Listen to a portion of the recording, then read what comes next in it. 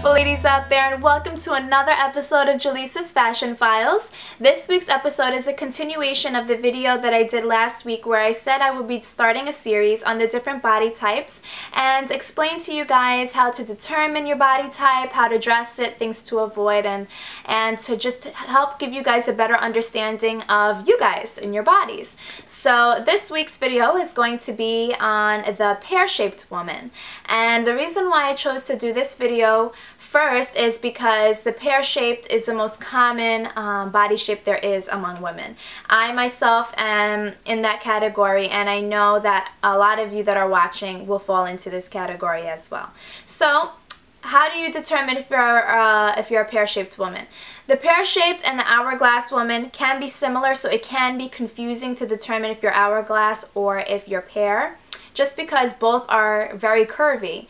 But the difference between the two is that the pear-shaped woman is a lot narrower in comparison to the hourglass. So you will see that if you look in the mirror, your shoulders are a lot narrower in comparison to your hips and your butt. So the widest part of your body is your hips. So your body is not of equal proportion. So the main objective for a pear-shaped woman is to create balance, to create an equal proportion. And the way to do that is to enhance the shoulders, to enhance the chest area, and to really play up with different tops, textures, jewelry, things of that nature that are going to help balance that out. So let's get started on some ideas that I have that I put together for you guys on establishing that. So with tops, you want to focus on maybe a boat neck top, because boat necks, what they do is they help widen your chest and your shoulder area. So it will cause your body to look equally proportioned with your body. So it's not going to look so much wider on the bottom like it generally does, and then a lot narrower on top with the boat neck. It will just help make everything look a little bit wider because of the cut. Another cut that's very good around the neck is like a plunge or a deep cut, because the one thing to consider, or the one thing to keep in mind, is that with any type of body type that there is, the most attractive part of any woman is her chest. So if you can show your chest, and I'm not talking boobies, I'm not talking like have the boobies all hanging out, I'm talking about this part right here, like up here. Not done there, up here.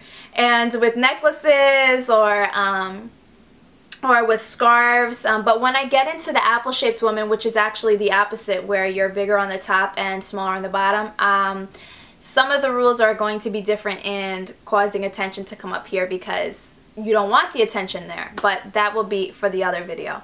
So in this case, you want to do scarves, you want to do statement pieces, you want to do earrings that are maybe hoops, that have some like rhinestones, something interesting to help the eye go upward instead of downward.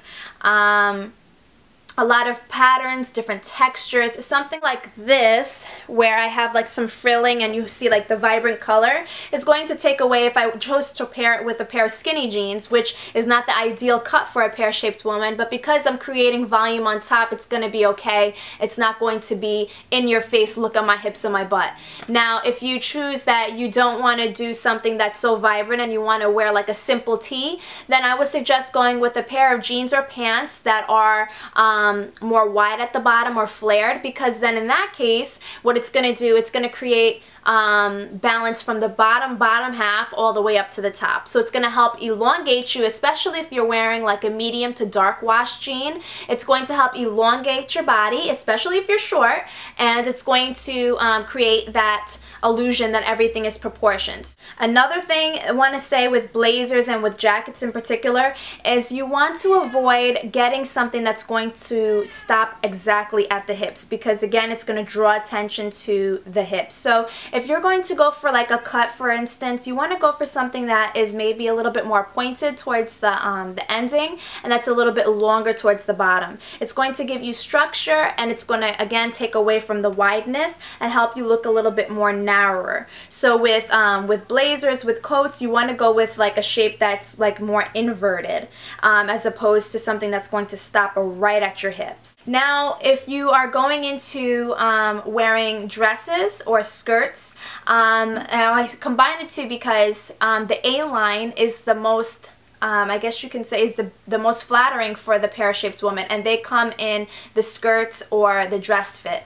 And what that is, it's not a straight cut. It has like a little flare to it, and the ideal cutoff would be at the knees. So you want to get something that's going to cause a little flare as it's going down towards the hip area. You want to stay away from skirts or from dresses that are going to have a lot of striping or embellishment on the hips and waist area if it's going to be like very form-fitting, because that's only going to cause the eye to shift straight to the waist, not to the waist, to the hips, and that's what you're trying to avoid. So definitely don't do that. So have fun with the upper part of the dress or the or blouses or jewelry. You want to keep the bottom part as minimal as possible. So what I want you guys to do is, and I encourage you guys to do, is to follow me on Pinterest, because what I will be doing for the remainder of this week is I will be searching online through stores that I want you guys to suggest to me down below that you guys shop at, and I will be pinning what I would suggest specifically for a pear-shaped woman. So this is going to be like, I'm going to be your personal stylist, especially if you have somewhere to go, like a date night or something this week, and you're not really sure what to wear and you want to keep something in mind while you're going shopping.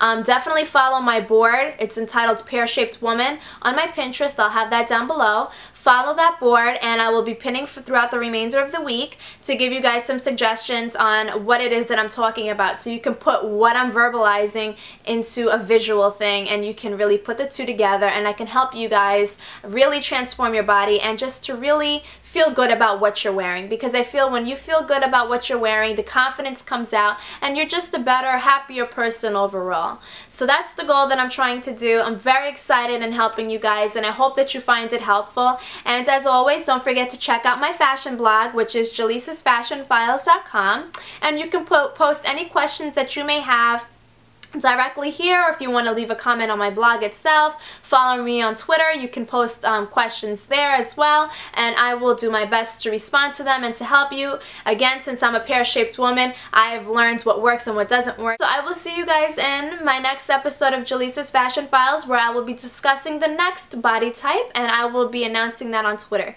So definitely keep an eye out for that, and I hope that you guys all have a wonderful week, and I will see you soon. Bye.